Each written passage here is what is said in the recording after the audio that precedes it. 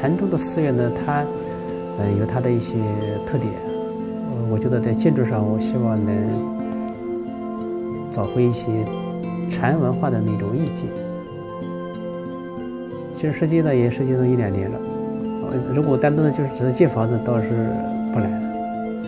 我想尊重它的自然、周围的环境，还有它的空间跟自然界就是融为一体的，不要有什么冲突。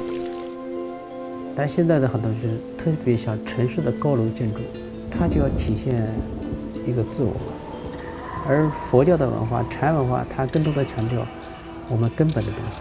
如果说我们这种直觉迟钝或者模糊或者没有这个根，那么就只是被思维控制，这样呢也会陷入到一个虚妄的状态。所以在建筑上也尽量的体现这么一个特点。一方面它的稳重，对我们精神上、心理上都会有一个依靠；一方面它的一种通透、一种灵性，就是活的。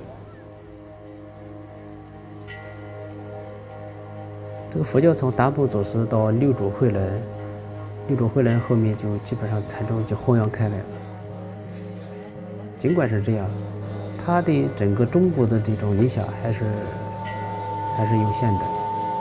真正到把这些禅的这些理念落实到现实生活中的时候，就是南拳这一代人起了一个特别重要的一个转折性的作用。我们所谓提出这个普遍禅师这么重要，是因为他在这一代人当中是一个比较引人注目的一个人。